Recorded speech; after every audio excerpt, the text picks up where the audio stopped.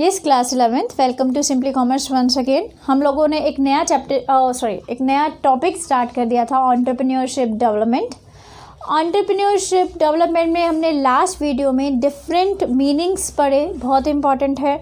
Description box में link है, आप जाके देख सकते हैं। तो हम उसी को आगे कंटिन्यू कर रहे हैं और आज हम पढ़ेंगे फीचर्स ऑफ एंटरप्रेन्योरशिप। तो चलिए स्टार्ट करते हैं।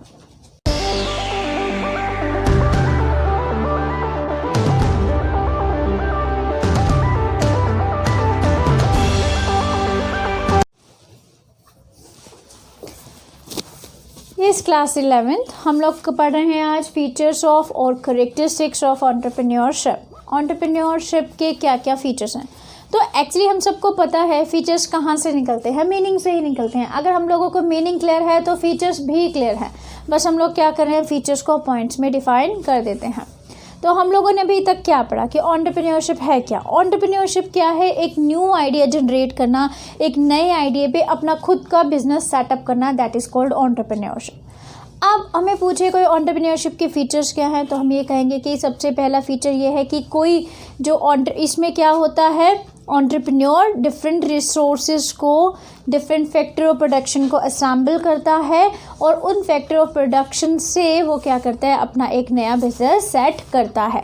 तो एंटरप्रेन्योरशिप में होता क्या है, डिफरेंट रिसोर्सेज को असेंबल करना और उसके बाद बिजनेस सेटअप करना, ये इसका एक फीचर है। दूसरी बात, जो वो बिजनेस सेटअप कर रहा है वो लॉफुल होना चाहिए। ऐसा नहीं होना चाहिए कोई इलीगल वर्क के लिए वो अपना बिजनेस सेट कर रहा है तो हम कहें कि ये ऐसी तो एंटरप्रेन्योरशिप है। नो, हमेशा एक लॉफुल बिजनेस होना चाहिए, लीगल बिजनेस होना चाहिए, इलीगल नहीं होना चाहिए। दूसरा, पर्पसफुल होना चाहिए। मतलब कोई भी चीज़ हम इसलिए सेटअप कर रहे हैं क्योंकि ये एक बिज़नेस है, इसका कोई पर्पस नहीं है या फिर इसकी कोई प्रॉफिट कमाने की हमारी कोई वो नहीं है, डिज़ायर नहीं है कि हम लोग प्रॉफिट कमाना चाहते हैं। नो, बस ऐसे ही सेटअप कर दिया तो no, it's not a business. आपके कोई ना कोई जो एक्टिविटी जो आप कर रहे हैं, जो भी बिजनेस सेटअप कर रहे हैं, उसको कुछ ना कुछ पर्पस होना चाहिए। विदाउट पर्पस तो कोई भी चीज़, किसी भी चीज़ का कोई भी रीज़न नहीं होता है। तो पर्पस होना ज़रूरी है। आपका पर्पस क्या है, प्रॉफिट अर्न करना। आपका पर्पस क्या है, लोगों को सर्विसेज देना। तो कोई ना कोई जो एक्टिविटी है वो पर्पसफुल होनी चाहिए। जो भी आप बिजनेस सेटअप कर रहे हैं, लीगल होनी चाहिए, पर्पसफुल होना चाहिए। तो ये सब क्या है, एंटरप्रेन्योरशिप के फीचर्स हैं। इसके अलावा हमने ये भी किया है कि कुछ ना कुछ नया होना चाहिए। अगर नया नहीं होगा तो फिर ये तो एक सिंपल बिजनेस की तरह ही हो गया।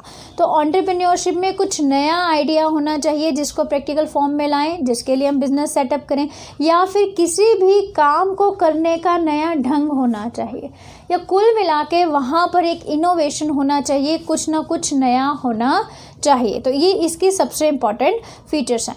इसके अलावा एंटरप्रेन्योरशिप क्यों की जा रही है, हमारा मेन पर्पस क्या है, टू गेट द मनी। ठीक है, हमारा मेन पर्पस क्या है, पैसा कमाना मेन पर्पस है। तो इसीलिए एंटरप्रेन्योरशिप को एक इकोनॉमिक एक्टिविटी कहा जाता है। तो चलिए इसके फीचर्स करते हैं।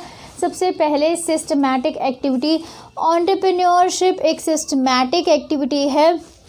ये नहीं आज आइडिया और कल से हमने बिजनेस स्टार्ट कर दिया, आज आइडिया आया और कल से हमने बिज़नेस स्टार्ट कर दिया, कुछ ज़्यादा जल्दी वाला हो गया था इसीलिए। तो चलिए, तो ऐसा नहीं है, ये एक सिस्टमैटिक प्रोसेस है। स्टेप बाय स्टेप हम लोग आगे बढ़ते हैं। पहले रिसोर्सेज को इकट्ठा करना, जैसे फाइनेंस, लैंड, इन सब चीज़ों को इकट्ठा करना कैसे होगा, इन चीज़ों को कैसे हम प्रोसेस में लेके आएंगे, ये सब चीज़ें बहुत सिस्टमैटिक वे में होती हैं।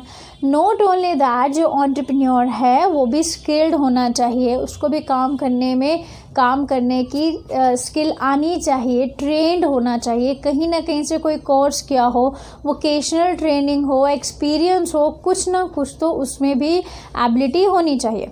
कोई भी पर्सन अगर सोचता है कि मैं उठा के कल से अपना बिजनेस स्टार्ट कर रहा हूँ या कल से ही हम एंटरप्रेन्योरशिप में जा रहे हैं, तो वो ऐसा नहीं होता। एक सिस्टमैटिक प्रोसेस है। एक पर्सन सोच समझ के क्या करता है, अपनी एक्टिविटीज़ करता है। राइट, एक सेकेंड।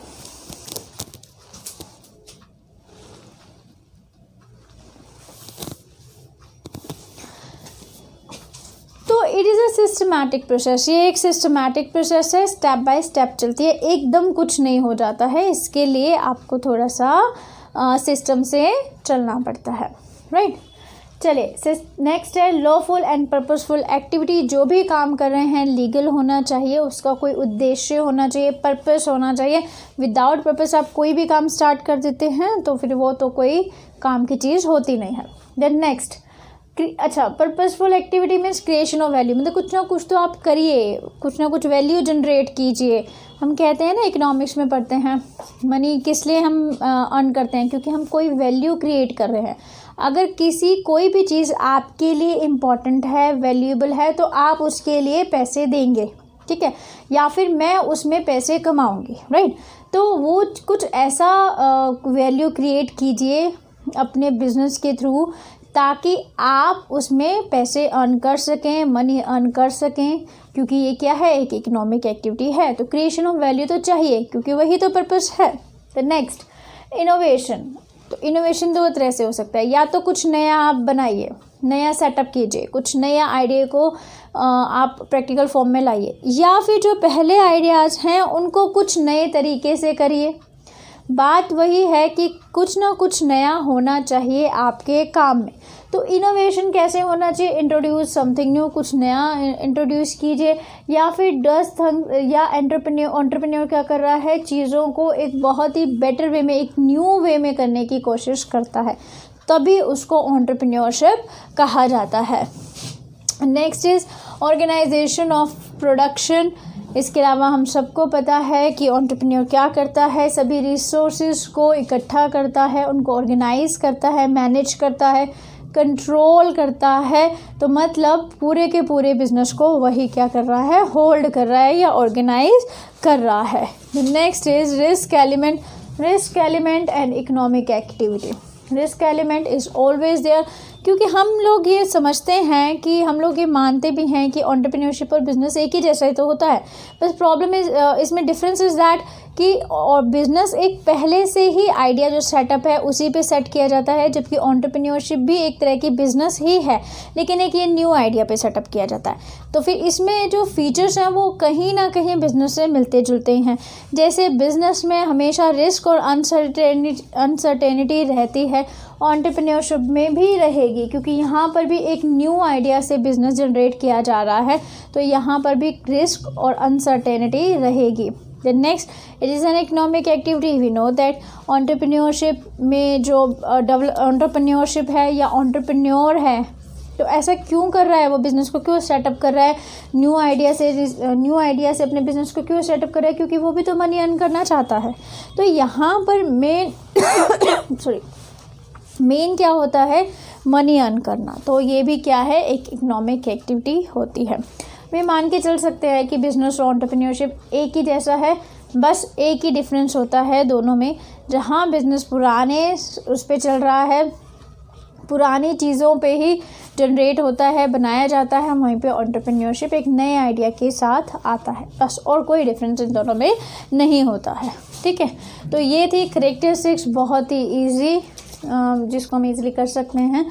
तो नेक्स्ट, अब हम वैसे मेरे को आज की इसी वीडियो में मुझे आपको इम्पोर्टेंस भी करवानी थी, बट फिर वो एक बहुत बड़ी वीडियो हो जाती, तो फिर प्रॉब्लम हो जाती है। ऐसा करते हैं, नेक्स्ट वीडियो में हम लोग करते हैं इम्पोर्टेंस ऑफ एंटरप्रेन्योरशिप। आज के लिए इतना ही, लाइक करना नहीं भूलना है।